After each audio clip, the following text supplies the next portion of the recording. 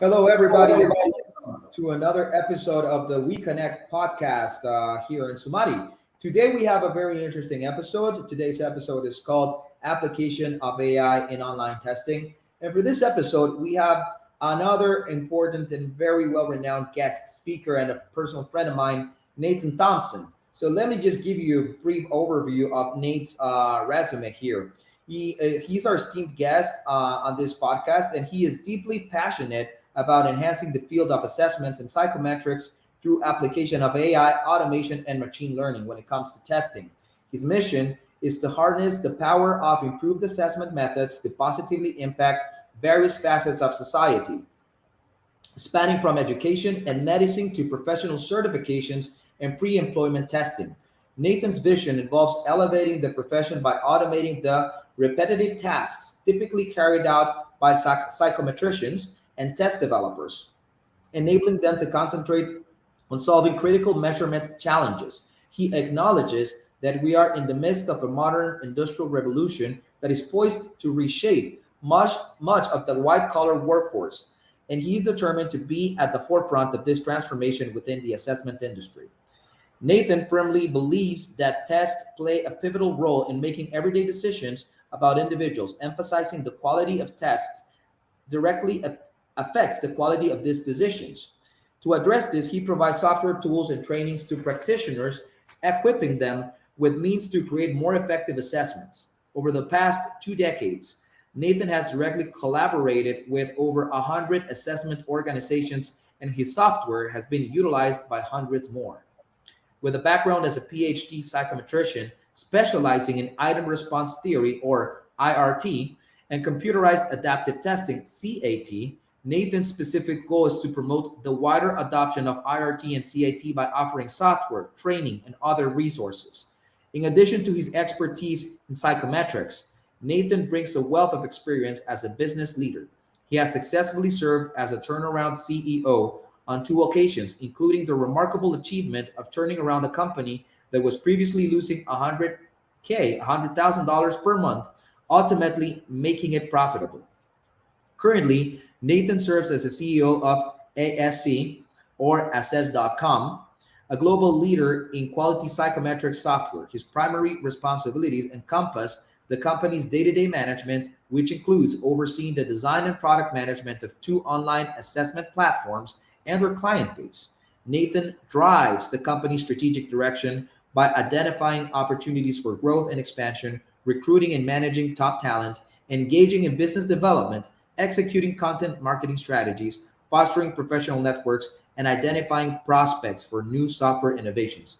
Impressively, he has personally developed several psychometric software programs such as Excalibur 4 for item response theory, Eidman 4 for classical test theory, Test Assembler for automated test assembly, SIFT for psychometric forensics, and several other free tools. Welcome, Nate. How are you today? Quite a resume. Thank you, Raul. It's a pleasure to be here. I'm doing quite well today. How are you?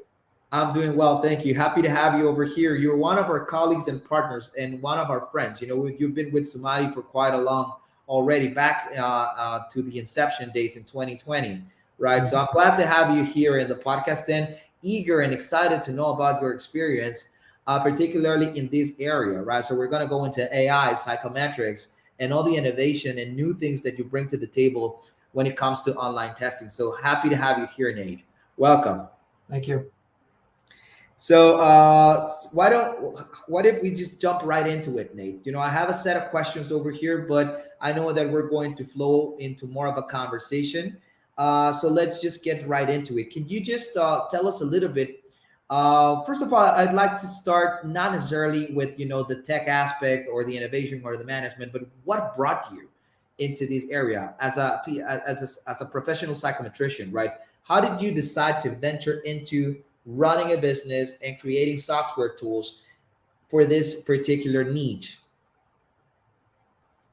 Oh, that's a great question because it's psychometrics is such a niche profession. Not many people get into it, so I hear that question quite often. It originally started, as an undergrad. I was a psychology major, and I didn't like the fluffy stuff like personality theories or Freud, things like that, as much as I did statistics class. My university advisor suggested that I take a class called Operations Research in the math department. And I had sworn off math in high school because my teachers were so bad. But I really, really enjoyed this class called Operations Research. It was all about how to design mathematical algorithms to serve purposes in society, whether it's correct allocation of resources for a trucking company or how to hire people and assign hours, that sort of thing. And I really loved that idea. So I went to grad school for psychometrics, and my first two jobs as a psychometrician and test developer, I did a lot of very mundane work. I was doing copy and paste from Word to Excel, and writing some code to run some statistics, and then copying and pasting that into Word to make tables, and manually making graphs, pasting those into Microsoft Word. A lot of work like that, and I realized there has to be a better way to do this. We're investing all of this time to train psychometricians with a PhD, and then they spend half of their time doing copy and paste. That's not a very good use of resources. So since then, I got really interested in making software to do some sort of this work. So the first ones that I did, like you mentioned, were Item and Excalibur, where we're taking psychometric analysis, which is analyzing reliability of the test, which questions are too hard, which are too easy. Previously, a lot of that software had been in Microsoft DOS, going back into the 1980s. Wow. Yes. So it's like we should make automated reports in Microsoft Word so that people can actually interpret it. And it should have graphs and it should have narratives explaining what they are. And this was very new at the time. Similarly, for automated test assembly, so you can take a pool of test questions and say, build me 4 test forms that are overlapping by 20%, and they all have the same level of difficulty, and they all cover the same content domains. That was the type of work that I've been doing manually with a spreadsheet on previous jobs. And I said there should be easy to use software that should take care of this effort for psychometricians, and then make up a report for them that explains what was done. So that's how I got interested in trying to automate some of the work that was being done by test development staff. Wow, that's quite an interesting way of starting into or venturing into this realm, right? And fast forward to today, Nate. Before we jump into the yeast of the podcast, right? Fast forward till today. What would you say are the key things that have changed, or what are the key lessons that you've learned in terms of this industry or niche, and how has it evolved? Yeah, well, there's certainly a lot that's been going on, and a lot of talk, especially in the past year, especially with ChatGPT coming out. Right. Well, it's been out for a while, but it really got announced in December, mostly with the new version. Right. Yeah. But the problems that we've been trying to address have been around for a long time.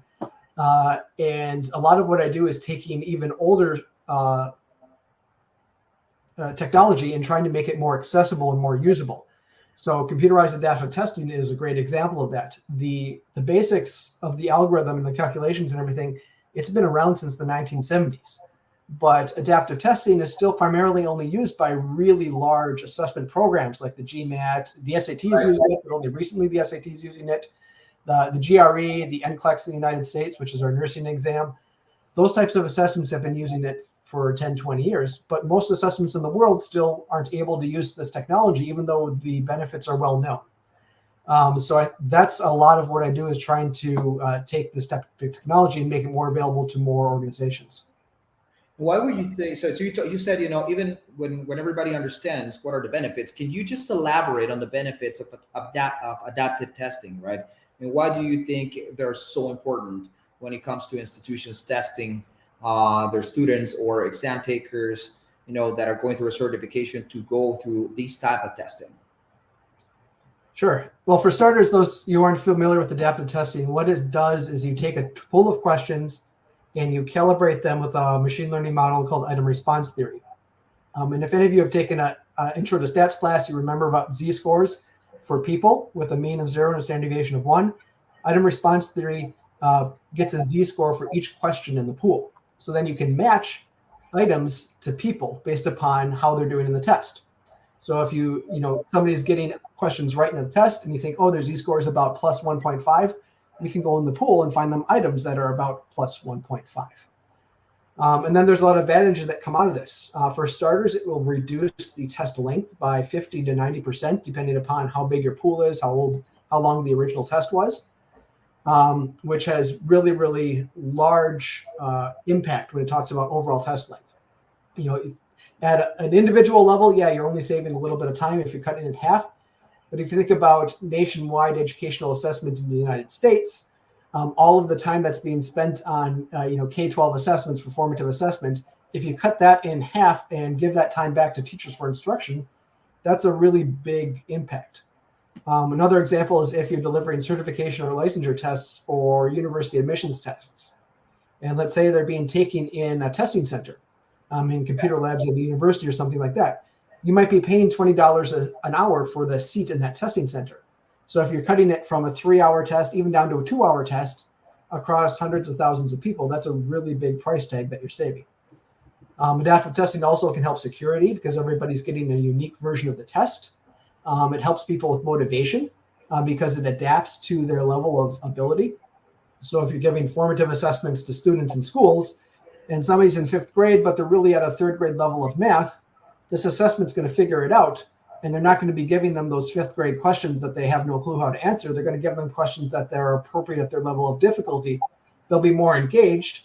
We'll find out better where their assessment level is at, and then we can use that to help direct instruction more effectively. So actually, the last point talks about, institutions being better at placement testing, in terms of understanding where a student is, right? What type of knowledge he or she has in terms of a particular subject, right? So it's not only about, impeding, impersonation or impeding a student from cheating, but it's about adapting to a specific person in terms of the knowledge that they're being tested for, right? And you touched on security, right? Every exam is tailored to a particular person, right? Regardless of the amount of examinations, you would say. So how far does the AI and adaptability goes when it comes to scale? Can it be a different test for 100 students, for 1,000 students, for 150,000 students? That'd be interesting to know a little bit about how does technology make us go forward, but what are the limitations in terms of concurrency, if any?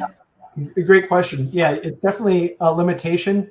Most of it would come down to like the size of the item bank and ability to implement some randomization of that. Because if your pool is only 100 questions and everybody's getting 30 questions, if you deliver this to 100,000 people, all of those items are eventually going to become exposed. And not eventually, probably like within a month or two. Right.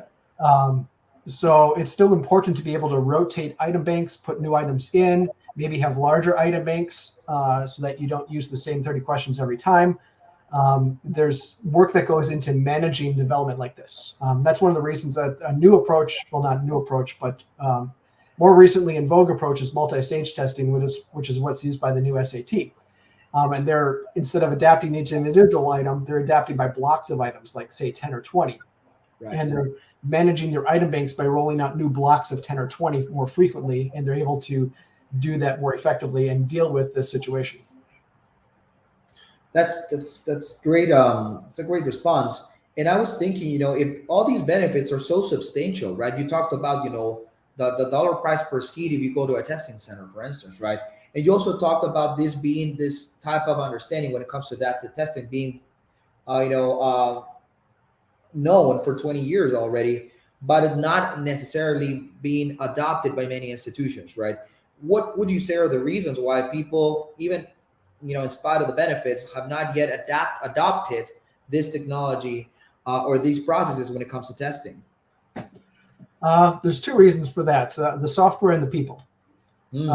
So software was originally an issue in that, up until we had easily available cloud-based software like mine and some others on the market, the only way to deliver adaptive tests was either to build your own platform from scratch, right, or to go to one of the really big assessment delivery organizations out there that own a lot of testing centers. But as cloud software became more usable and easily available, and there's even an open source adaptive testing platform that came out some years ago, that changed that situation. Then there's also the people situation, in that to implement adaptive testing, as well as some of these other types of AI algorithms that we're talking about, like automated essay scoring, it still often takes a PhD in psychometrics to be able to manage the development process, the calibration process, the publication process, the validation process that goes with implementing some of these more advanced algorithms.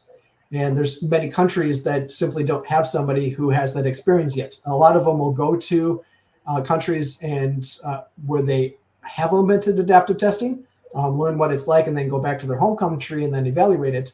But it's still new in many countries. And it's certainly new with smaller organizations too. Like I try to work with individual universities, not just in the US, but elsewhere in the in the world, where, okay, they come to me and say, we want to make a placement test for incoming international students on English. And they have the limited resources of a single university. So they not only need the software, but they need help with the psychometrics to get it rolled out.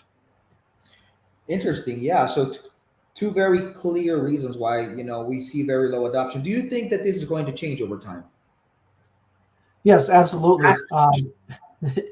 Of course. Yeah, it's going to change and software becomes more available. It's already started, but certainly it's not just with adaptive testing, but other types of things too. Item response theory software is becoming more available. It's now available as packages in R for people that like to use R. That wasn't really available 15 years ago or more. The automated essay scoring is still pretty new, but there are now some more easily available software platforms to do that where, like I mentioned before with adaptive testing, 20, 30 years ago, if you wanted to do automated essay scoring, it was only being done at the really big international billion-dollar assessment companies. And now this is possible because of AI methods, or some IP that has been developed by your company, or what is different right now versus what you just said about the future, the past? A lot of it is the democratization of AI. It's easy now. If you want to learn AI, you can go to Coursera or edX and take a bunch of courses from people at MIT and Stanford, right, to learn about AI. And then the tools that they use, Python and R, are also freely available. So it's not easy to learn, AI. If you wanted to become like an expert in automated essay scoring, there's a lot to be done learning it, but everything that you need is out there. Yeah, exactly. And Nate, you talked about democratization of AI also brings a couple of challenges, right? And I don't want to create a negative connotation towards ChatGPT, but we talked about that in a moment. And you said that when it comes to adaptive testing and response theory, right, security was a big plus and benefit, right? But do you see, my question here is, do you see this security being affected or impacted by ChatGPT? Or how do you see, what would be your message to some potential institutions when it comes to ChatGPT being an opportunity for students to actually go into finding responses creatively, even when you have adaptive testing, implemented for a particular examination? Any thoughts around that? Yeah, ChatGPT is definitely the proverbial two-edged sword when it comes to assessment here, because it can help the students, but it can also help the test developers. So the students, of course, they have the incentive to try to cheat in many cases, and they'd be able to use ChatGPT to help develop answers, not just searching for single answers to multiple choice, but also even to draft an essay response or something like that. Right. But that's where it's important to have software like Sumati or something else that not only locks down the computer, but also watches their videos to see if they're using their phone. That's very important there too. It's not just enough to lock down the computer anymore. But ChatGPT can also be a benefit to the assessment organization. Exactly. You can use it to develop larger item banks. So I said one of the hurdles for adaptive testing and even assessment in general is just generating enough good questions, right? Well, you can use ChatGPT to generate question banks nowadays. That you still have to have humans review them, but even if you're cutting the work in half to develop a good quality question bank, that's still a lot of time saved when you're talking about instructors at a university or teachers in schools. ChatGPT can do a lot to improve security by making larger item banks. Exactly. And so that's like the old saying, right, that goes about keeping your friends close but your enemies closer, right? So making Yes. ChatGPT your friend when it comes to developing these test banks, right? I think it's It's super critical, right? And the other question that pops to mind, Nate, I used to implement commercial LMSs in various several institutions around the world, and these commercial LMSs already were trying and are still trying to come up with adaptive testing and solutions, right? What makes ASC or assess AI different than what you would find in most, if not all, right? I don't want to speak for a particular brand, but what is the difference when it comes to your offering versus what it could be very easily found by commercial offerers or vendors? Certainly, the use of item response theory is the key part. So any true adaptive testing is based upon item response theory or some other machine learning model, which is still kind of new cutting edge research, but there are other approaches out there like cognitive diagnostic models for the psychometricians that are listening. But I've certainly seen assessment platforms that have fixed branching. So like you just, say after this question, you go to this question, you go to a harder question. That's not what adaptive testing is. You've got to do something quantitative that really drives that and have a way of scoring the exam appropriately. It has to have more of an academic outcome or academic nature when it comes to bringing up new questions or having an adaptive way of going into a question bank and showing those to the students. Am I correct? Yes, exactly. And when you develop a test like this that's adaptive, there's a lot of work that goes into validating it. So you can't just subjectively rate questions as high, medium, low difficulty.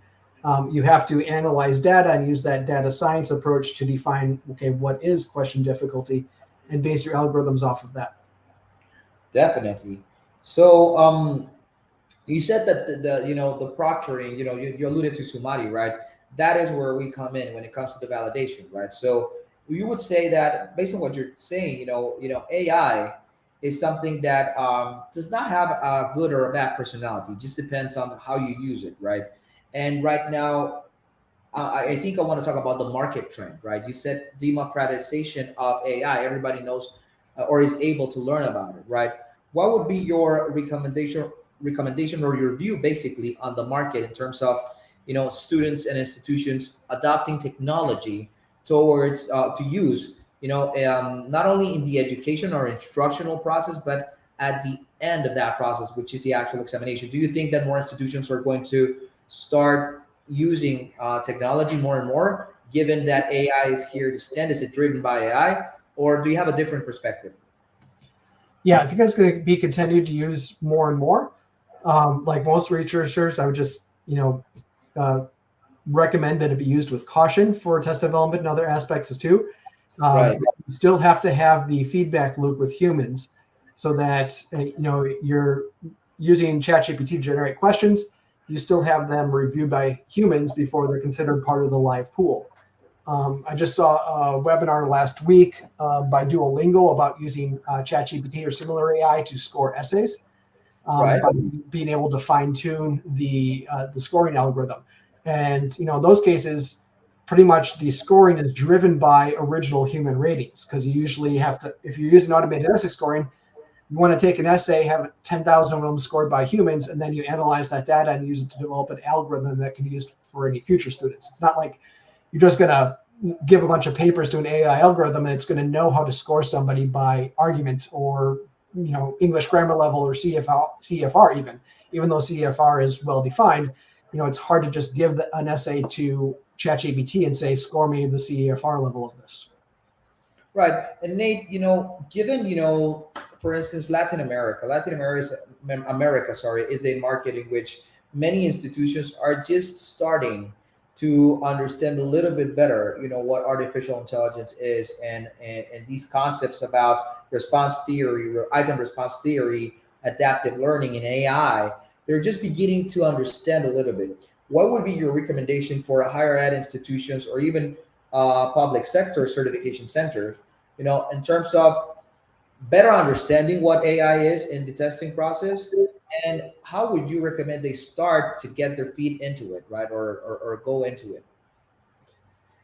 For starting to get your feet wet, I'd recommend, I did a webinar last spring with Alan Mead from Certiverse, specifically on ways that AI is used in assessment. So we talk about how automated essay scoring works, adaptive testing, automated item generation with ChatGPT, we got more into the details psychometrically of how those things work. And there are other very specific videos out there too, like the one I just mentioned from Duolingo last week. That was just specifically on essay scoring with ChatGPT. And it was very useful for somebody who wants to look into that idea. And then you also have to look at the business evaluation of implementing these things. So like I've always said, adaptive testing is not always the right solution. It's an economy of scale. You have to build an item bank. You have to have an item psychometrician to come in and do the data analysis. You have to rotate your item banks fairly often. It's not easy to do adaptive testing. If you're doing like nationwide university admissions and you're testing 50,000 people a year, then that might be a useful investment, right? But if you're doing like a placement test for a single university and it's only 800 people a year, then adaptive testing is probably not the right solution. Same goes for automated item generation, automated essay scoring, and other applications of AI. It's still an economy of scale. So that's one of the things I would recommend somebody look at is how to implement that. And that applies not only to Latin America, to any market, right? Because it depends on the nature of the institution and what their purpose is, right? What their reach is in terms of the amount of students, for instance. So, I have a few other questions here, Nate, that I'd like to just touch base on. You have already touched on some topics here already, but let's do another pass to see if there's additional context that you can provide to our audience here. So one of them is, how does AI-driven instant feedback impact the learning process and overall outcomes for a person who's taking an exam?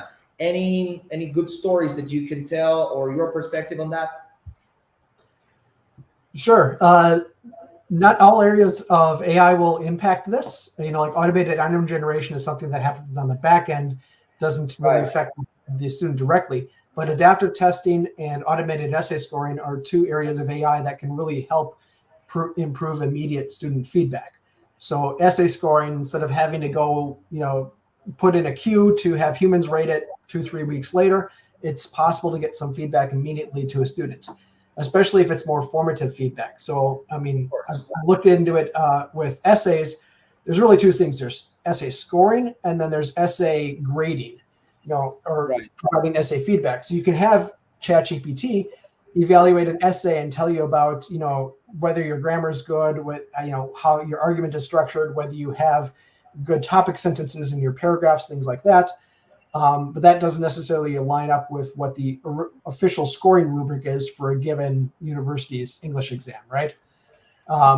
So that can help. Adaptive testing is really helpful there too, or anything with IRT scoring, because you can provide immediately strong scores, very accurate scores, down to the individual concept or domain level using adaptive testing in other areas like cognitive diagnostic models. And those are what's used in what's now called computational psychometrics, which is the integration of adaptive testing with adaptive learning, so that you can complete the learning cycle there. That's not very useful when we're talking about high stakes summative assessment, but formative assessment for teaching math to fifth graders, that becomes very useful then, because you can have a quick quiz using adaptive testing, find out what somebody knows, give them an e-learning module right on that topic, and then, it's immediate feedback and immediately getting good instruction. That can have a lot of impact. Oh, that's pretty helpful for exam takers that in that experience, right? Mm-hmm. The other question I have here is very similar. What is the role of AI when it comes to adapting assessment content and the difficulty based on a learner's needs? Is that something that happens a lot? Do you see, is that a possibility, that the AI would see, what are the specific needs, or if a person is struggling with a question, would that actually, instead of acting on their detriment, would that act on their benefit in terms of bringing them another question that better explains the subject? Or is that something that is not really happening when it comes to what we're talking about right now? No, that's a great example. And it's also something that speaks well to that melding of adaptive testing with adaptive learning. So that if somebody is taking an e-learning module on a certain topic and they're struggling with it, and you give them another quiz after they're done, they still don't get it, you can be able to go back and find them another module that's perhaps on the same topic, or the teacher can come over and work with them individually on it. By using this computational psychometrics approach with AI, it closes that feedback loop more quickly. Right. And the reason why I love these conversations is because the message that in Sumati we want to give to our audience is that we are partnering with technology experts in the industry like you and with in your company, Nate, because we're not only focused on finding cheaters or making sure that people who are not supposed to pass an exam don't pass it, right? We want to show to the industry that through technology we can create better, more improved processes to examinations that would help the exam taker achieve their goals when it comes to their studies, right?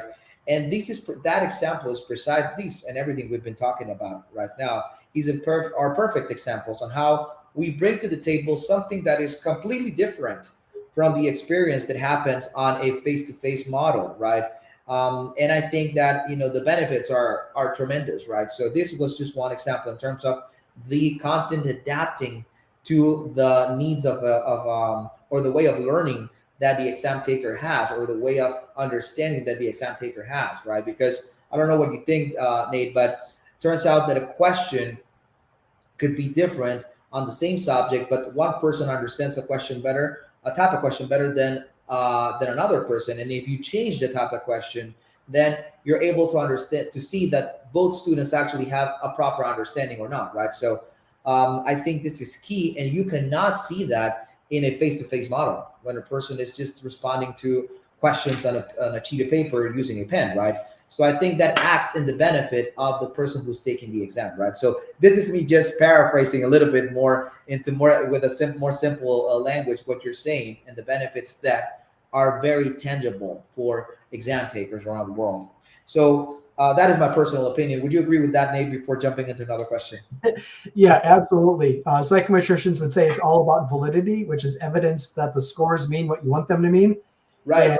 And part of that is developing a good exam, but also part of it is ensuring that the exam is delivered under conditions that maintain the security and integrity. Right. Perfect. Yes, 100%. And that is where we come in as a proctoring provider, a proctoring solution, right? But I think that it's very key. Some of the things that make students, nervous is particularly not understanding a question properly, and that's where instead of bringing more anxiety to the process, adaptive testing or adaptive content creation when it comes to the creation of a question helps the student, right? And reduces, I would say, the level of self-anxiety to some extent. I hope. I hope I'm representing adaptive learning properly with my words.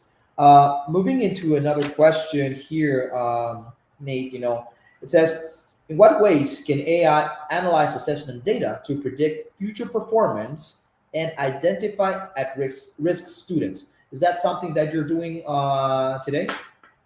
Yeah, that's something that can be analyzed with psychometrics, because it's not just about getting a low score. Having a low score, finding out that somebody in fifth grade is actually at a third grade level in their math is a really important thing to know, right?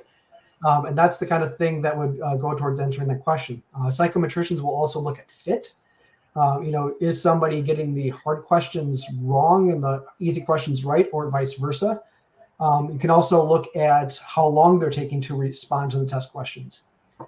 So there's a testing company in the US called NWEA that does a lot of formative assessment for schools. Right.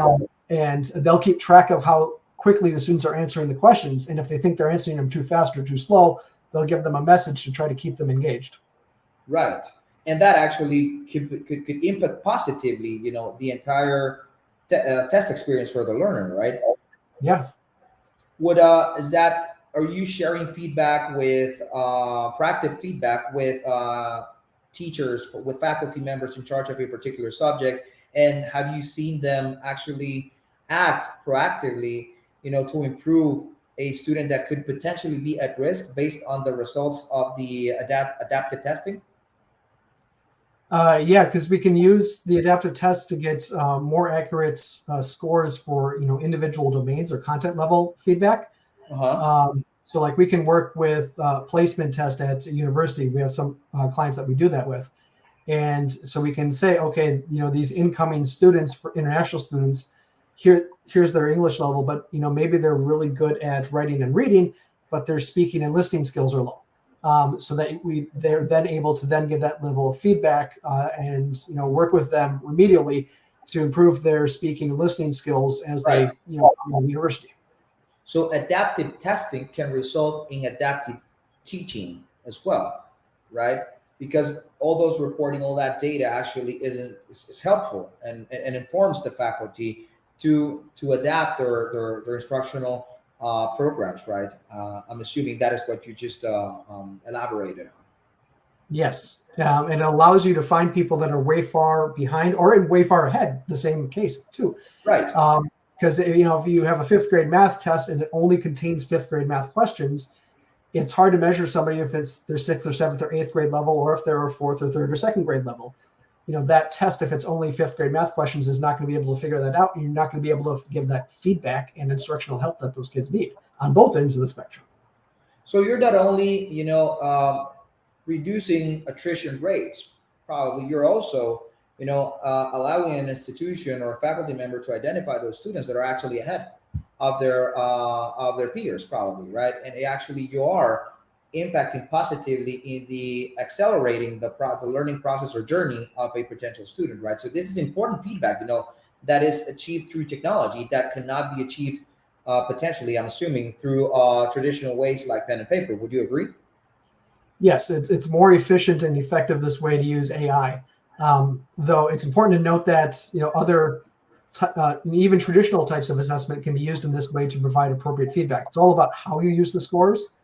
In some cases, I work with benchmark exams in South Africa, and it's used more as a placement test. So people come in, they're already admitted to university, and they want to figure out where their level is. Do they need some remedial help, let's say? Right. And I remember reading an article about them online about a politician complaining about them being a gatekeeper test. And the people involved with the test were like, no, it's not a gatekeeper. These kids are already admitted. We're just trying to help them figure out if they need a little extra help in math before they take calculus or algebra, Exactly. that level of thing. They were still doing paper and pencil tests at the time. This was 13 years ago. But it's a great example of about how you use the test, and it's not just the test itself. Yeah. So again, you're reducing attrition, but you're also helping those particular students that are ahead of the curve. You're helping faculty identify them, right? And that changes the entire experience for the students. So this is a positive thing, right? Testing is not only something that allows a student to finalize and give credit of their knowledge, but actually during the entire learning journey, they are able to show to the institution or faculty members that they could go faster than other peers, and that shifts the entire model of education, right? Back in the day, it was called constructivism, right? And where education is tailored to an individual's need and capabilities of learning, right? And we see a lot of institutions understanding more and more that concept, and this is where adaptive testing also helps a lot, right? So I have another question here. I know we are, time is running really fast, but let's see if we can provide more insights here. Another question that our production team prepared was how can educational institutions use these insights to improve student success rates? We talked about that a lot already, but is there anything else that you want to point out that we have not talked about when it comes to improving success rates? Yeah, certainly. Part of it's about admitting the students that you think are going to be more likely to be successful. That's admissions testing. Placement testing is just as important as to be able to identify the students that might need a little help. Being able to track progress through the years to make sure that they're progressing towards the degree is also really important. That happens a lot in K-12 where you're doing formative assessment, making sure that people are learning what they need throughout the school year, they can go to the next stage. Right. Usually we don't think of it the same way with university assessment, but there's no reason that you couldn't use it in a similar approach in the university assessment. Yeah, definitely. And assessment often gets a bad rap, but it really you're trying to improve educational access here, and you want the students to succeed. And it's not just even in the university sense, like you want K-12 students to succeed. If you're working with certification exam, you don't want everybody to fail a certification exam. Exactly. Yeah, you want them to succeed, right? Exactly. So psychometricians are trying to just help ensure that we're getting the right decisions here. We're providing the best information we can about the people. And I think the technology is here, right? I know that people are a little bit risk averse when it comes to implementing technologies like these. They're very complex, right? But I think that the industry already has the right vendors, and your company is an example of that. You have the right professionals behind it. So you talked about two things that are key: software and people, right? And Yeah. right now, the industry has that, at least with your company and with the customers that you have served around the world. We can see that. We didn't have that in the past, right? So, would you think, Nate, that it is also our mission to educate the entire industry and let them know that the technology and the professionals are here already? That the trend will just continue to increase when it comes to education becoming more digitalized, and that they shouldn't be scared. They should just be conscious of being more informed. Would you agree with that? Yes, absolutely. I used to give in-person workshops, 10 years ago, up till about 5 years ago. But as we've got more and more webinars and online courses, that becomes less important to be able to do because now there's more opportunities for everywhere around the world to learn about AI and psychometrics. And where can people find you, Nate? I know that we're going to put your handle for LinkedIn and social media, and we have assess.com also as your URL. Is there any other means, or what is the most efficient way for people to find you if they want to get to know a little bit more about you, about your company, about the services that you guys provide, and or even just about adaptive testing? Yeah, a good place to start, like you said, is our website, assess.com. We also have a YouTube channel at youtube.com/ASC Psychometrics. You can look at our videos there, which include webinars talking about AI, adaptive testing, remote proctoring. I've done some in the past with you that are posted there, Right. talking about privacy and remote proctoring and things like that that are also important. That's a great place to start. LinkedIn is the best place to connect with me personally. I do also have a Twitter profile at adaptive testing, but Twitter's gone kind of wonky for the past 6 months, obviously. Yeah, that's another topic for another for another episode. So thank you so much, Nate. Before we wrap up over here, I would like to give you the opportunity to send some closing remarks to give us some closing remarks for our audience, right?